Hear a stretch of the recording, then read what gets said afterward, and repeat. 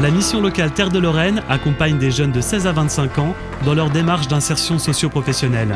Elle dispose de différents outils pédagogiques permettant aux jeunes d'aborder les questions d'orientation, de choix de métier et de construire leurs propres projets. Parmi ses partenaires, l'école de la deuxième chance de Toul, appelée plus communément l'E2C, permet à des jeunes sans diplôme ou peu qualifiés de suivre des cours pendant plusieurs mois et de travailler sur leurs projets professionnels en réalisant différentes périodes de stage. C'est justement le cas de Nicolas Mariot, qui s'apprête à commencer un stage de découverte de 4 semaines au centre Leclerc de Dommartin-les-Toules. Dans le cadre d'un échange d'expériences, la responsable de cet hypermarché, Ingrid Kucharzik, s'apprête quant à elle à venir pour la première fois à la mission locale afin d'assister à un atelier de recherche d'emploi. À quelques jours de ces rencontres, chacun imagine la personnalité et l'univers de l'autre. Ils nous livrent sans détour leurs appréhensions, leurs difficultés et parfois même leurs clichés. On a souvent quand même une idée qui n'est pas forcément très positive de la mission locale, l'école de la deuxième chance. Oui, j'appréhende un peu parce que je la connais pas. Je sais pas comment elle est. Je sais pas comment elle va se présenter, alors j'appréhende un peu. Parce qu'on se dit que tout compte fait, ce sont des jeunes qui, si je ne me trompe pas, ont d'abord été gérés par le Pôle emploi, puis se retrouvent en accompagnement avec vous. Donc on dit c'est déjà effectivement des gens qui ont du mal à trouver un emploi ou du mal à simplement, ou qui sont exclus peut-être de l'entreprise et de ce monde-là depuis longtemps. Que c'est ceux qui ne veulent pas travailler, qui veulent rien faire en fait. La méconnaissance va engendrer une certaine méfiance. On a parfois des stagiaires qui reviennent dépités parce que sur leur recherche de stage, on leur a fermé la porte en leur disant « Ah non, l'école de la deuxième chance, on ne prend pas ». J'ai envie de leur montrer qu'ils se trompent. Comme quoi, l'école de la deuxième chance, c'est pareil. C'est pareil qu'une autre école en fait. Qu'on a tous envie de travailler. Parce qu'on se dit, c'est des jeunes peut-être qui sont sur le carreau depuis longtemps, trop longtemps, voire trop longtemps. Et est-ce qu'ils vont réussir à s'adapter ? Il y a aussi de la part du jeune, on va dire, une barrière face à l'entreprise, puisque justement, se disant, l'entreprise va me rejeter parce que je n'ai pas d'expérience, parce que je ne sais pas me vendre. Donc dans les deux cas, finalement, il y a méconnaissance de part et d'autre qui font qu'on reste sur des a priori. J'ai un peu d'appréhension, comme je connais pas les lieux, tout ça. Je me demande comment je vais être accueilli par les salariés. On va passer du temps auprès de lui. Faut pas penser que quand on est en stage, effectivement, c'est entre guillemets tout bénéfice pour l'employeur. C'est du temps qu'on consacre à expliquer, à accompagner, à refaire, à former, tout simplement. Donc déjà qu'il soit avide de connaissances et effectivement d'apprendre des choses. Je voudrais bien leur montrer ce que je joue sur le terrain, pour leur prouver que je peux faire plein de choses.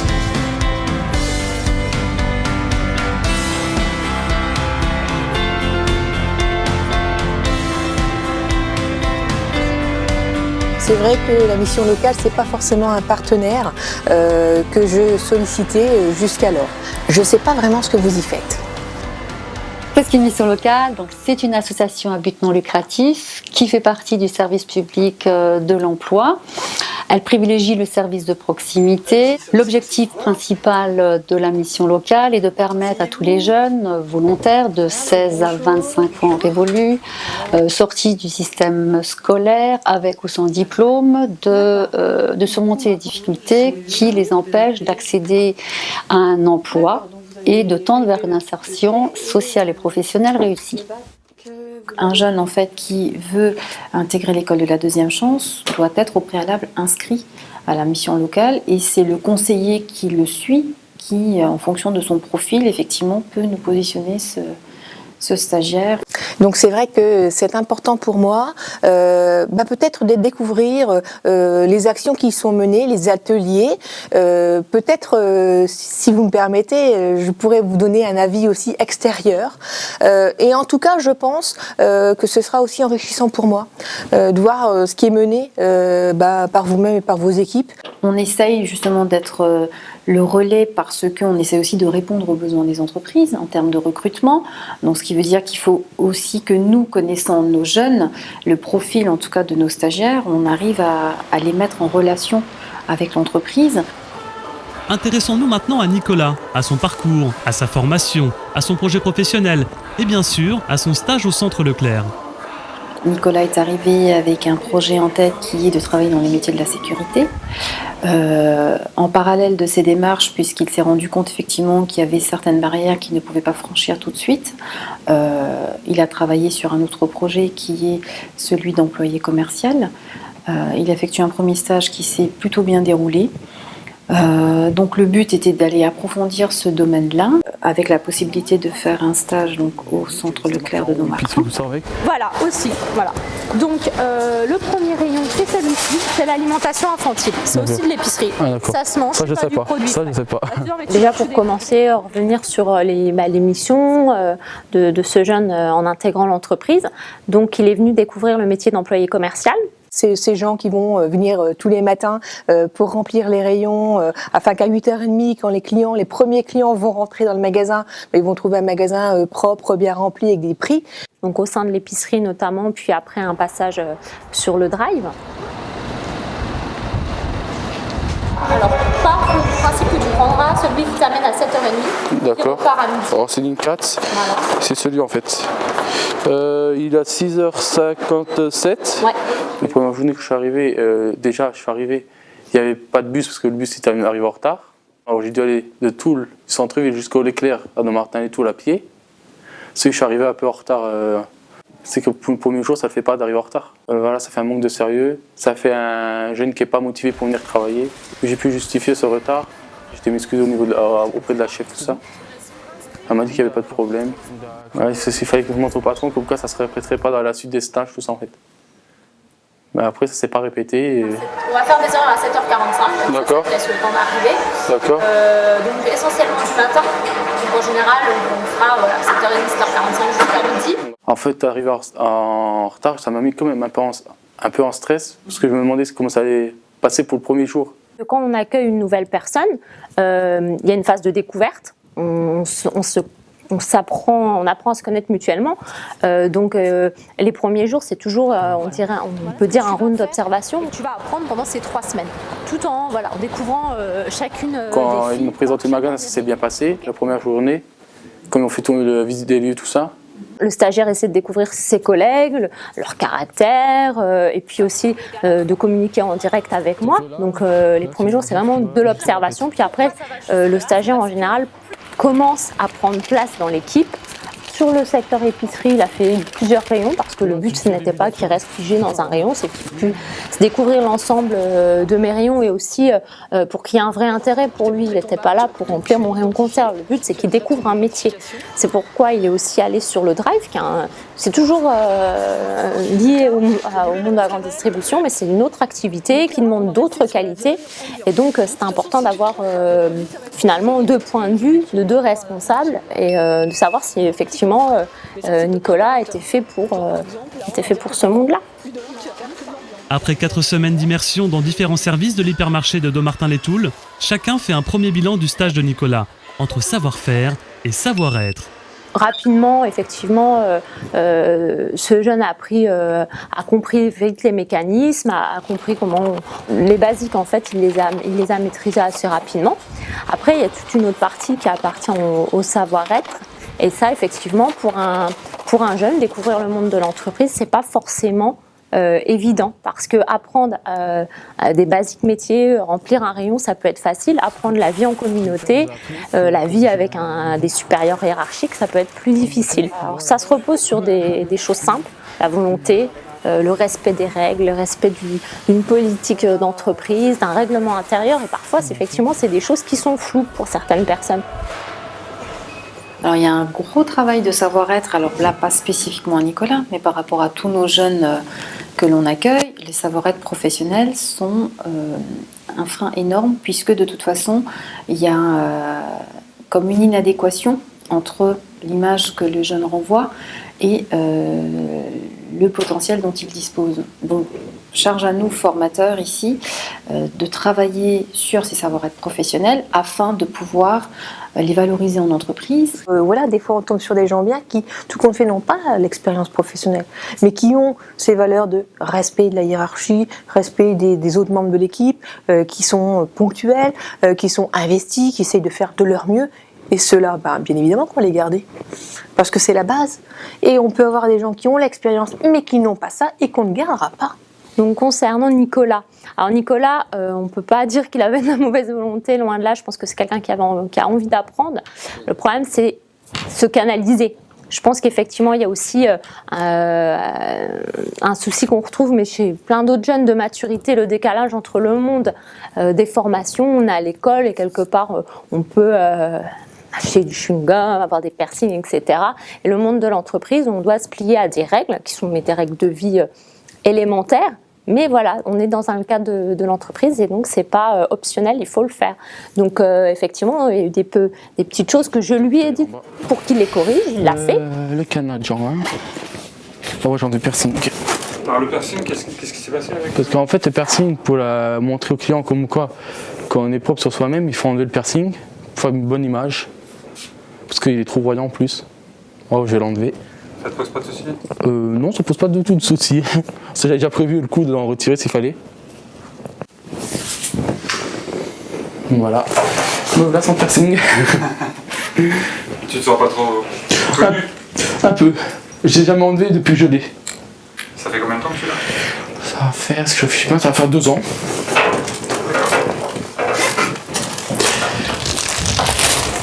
Avec mes clés.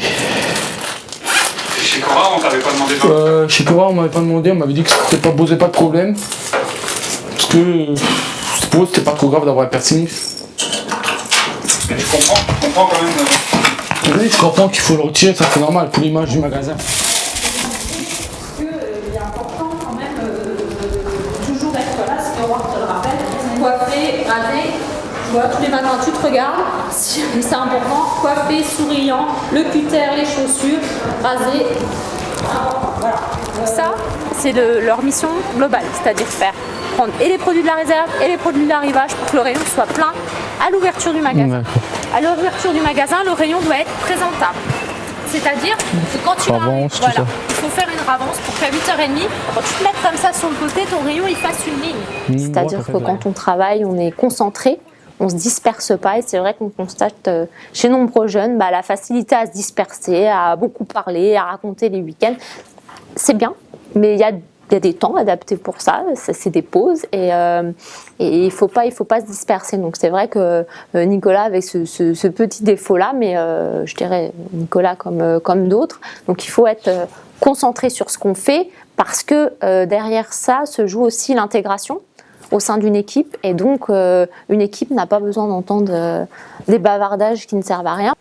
La vie dans le Leclerc, ce que je faisais en dehors, mes loisirs, un peu tout en gros, je ne vais pas rentrer dans tous les détails. Par contre, les ont besoin de répondre à des questions. C'est important quand on reçoit un stagiaire, il faut comprendre que pour les employés, c'est quelque part aussi valorisant pour eux de montrer. Et ils redonnent ce qu'on leur a appris. Donc ils sont contents de former des gens, mais ils sont pas, et ça ne les intéresse pas plus que ça, de bavarder à tort et à travers. Donc le but, c'est vraiment d'échanger, mais sur le métier. En fait, il faut avancer. Je prends les cartons. La première journée que je suis arrivé pour m'intégrer dans l'équipe, c'était un peu plus dur. Parce que, en fait, je ne me sentais pas du tout intégré. Au bout de la première semaine, déjà, je ne me sentais pas intégré. C'est-à-dire qu'après, j'étais pas vraiment concentré dans le travail. Je me demandais ce qu'ils se pensaient les autres sur moi, tout ça. Mais après, certes, après, je parlais un peu plus pour essayer de m'intégrer, mais en fait, ça n'allait pas du tout. C'est tout le contraire, en gros. C'est le contraire de ce que...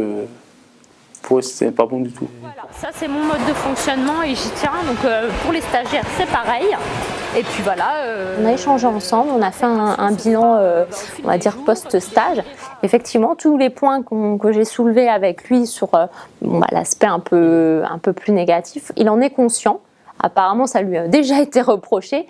Donc, j'ai incité à se canaliser. Le but, c'est pas qu'il ait une mauvaise expérience, puisque il m'a dit lui-même qu'il était content d'avoir découvert l'entreprise, le métier de la grande distribution, mais qu'effectivement, il s'était dispersé parfois et qu'il s'en était rendu compte parce que d'autres employés lui ont fait la remarque. Donc, j'espère que pour lui, au moins, ça va lui servir. Et c'est important qu'il reste concentré parce que, comme il le dit lui-même, ça l'a desservi. Déjà, si ça a à refaire, j'essaierai de parler un peu plus, mais entre moi. C'est-à-dire, comment dire ça ça serait essayer de gérer entre le parler plus et le parler moins, c'est-à-dire entre les deux. Les jeunes avec lesquels on travaille, ont forcément des compétences, mais manquent énormément de confiance, soit par rapport à leur expérience passée de l'école, ou un début d'apprentissage qui a mal tourné. Donc il y a tout un travail à faire sur la confiance, et du coup c'est vrai que les périodes en entreprise sont importantes pour retravailler un petit peu sur ces notions de compétences qui sont là, qui sont à développer, mais aussi de confiance qu'on va essayer de les faire retrouver, quoi. Et c'est bien là une spécificité de l'école de la deuxième chance et de la mission locale.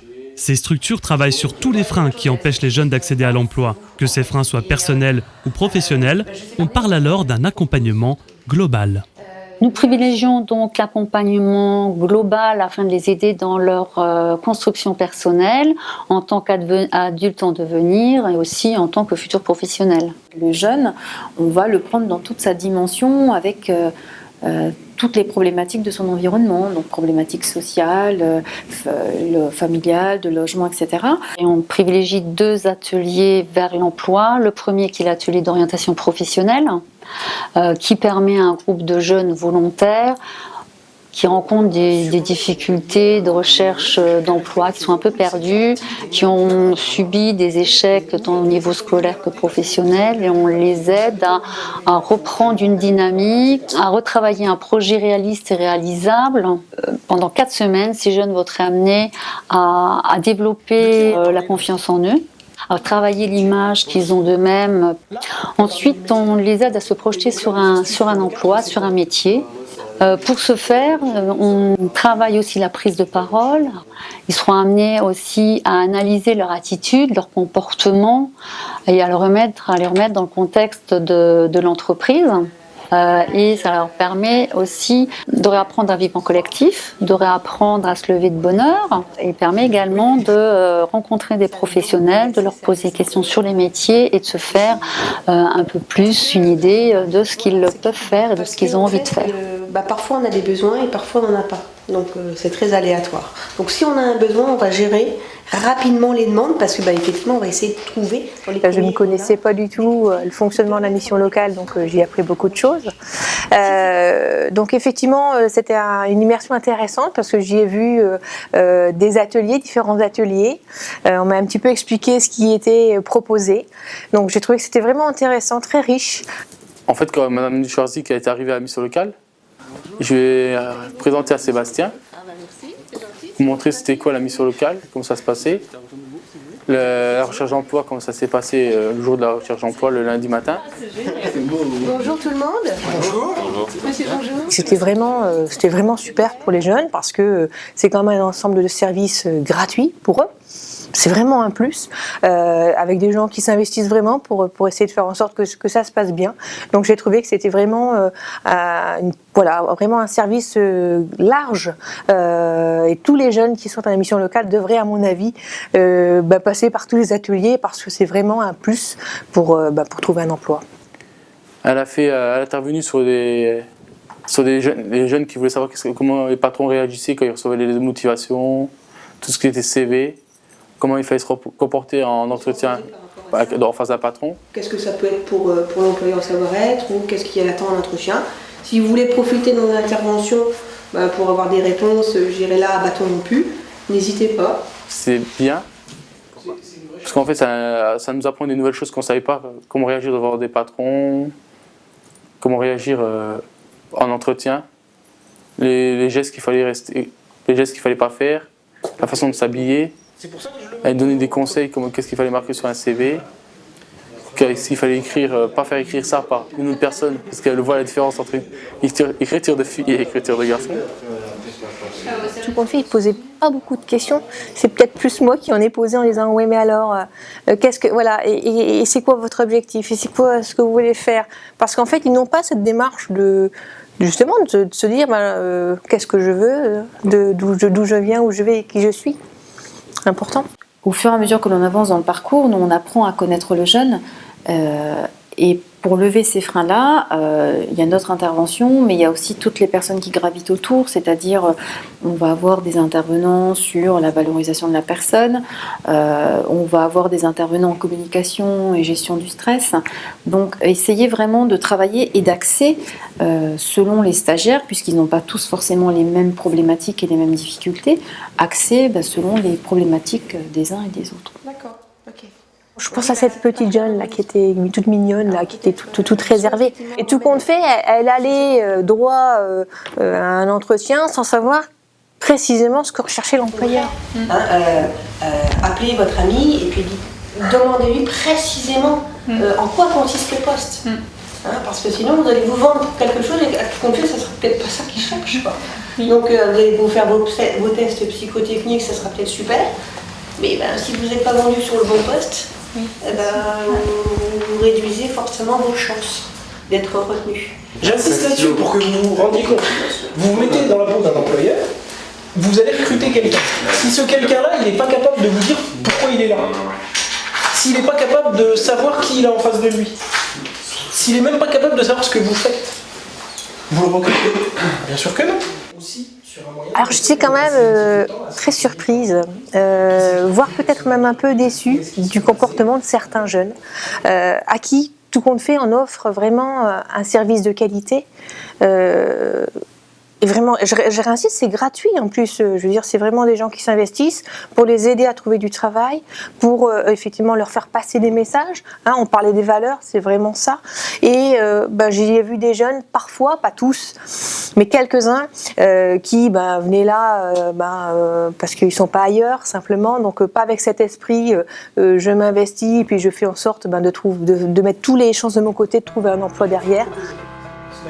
Certains jeunes peuvent effectivement avoir une attitude paradoxale quand ils viennent s'inscrire de leur propre initiative à la mission locale ou à l'E2C.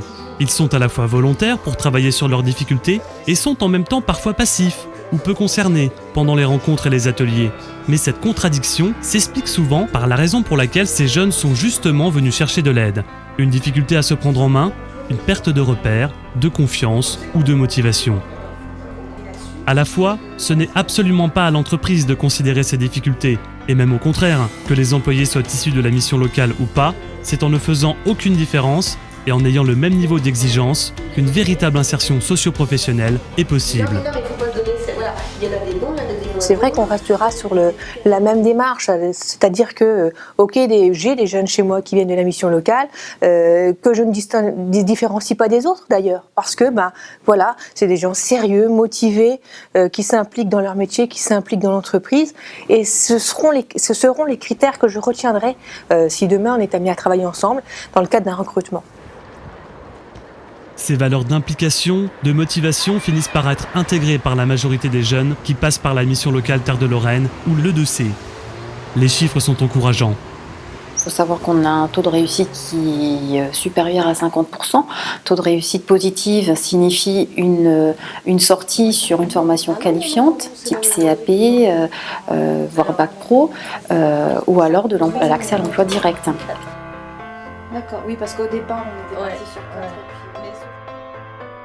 Est-ce que ça vous a servi cette expérience Leclerc? Oui, ça m'a servi un peu pour voir les défauts que j'avais et tout ça. Ça m'a rendu service de voir sur quoi il fallait que je retravaille en fait. Près de 6 mois après le tournage du film, Nicolas Mariot est arrivé au terme de sa formation à l'école de la deuxième chance. Travailleur et motivé, il a effectué pendant ces quelques mois 5 nouveaux stages en grande surface. Et les responsables de ces magasins lui ont fait des retours positifs. Nicolas a beaucoup progressé sur la notion de savoir-être professionnel. Il semble davantage conscient des attentes des employeurs dans ce domaine. Il est aujourd'hui de nouveau suivi par la mission locale et il cherche un emploi dans la vente. Pour convaincre les employeurs, il a désormais un atout supplémentaire, à savoir une expérience professionnelle significative.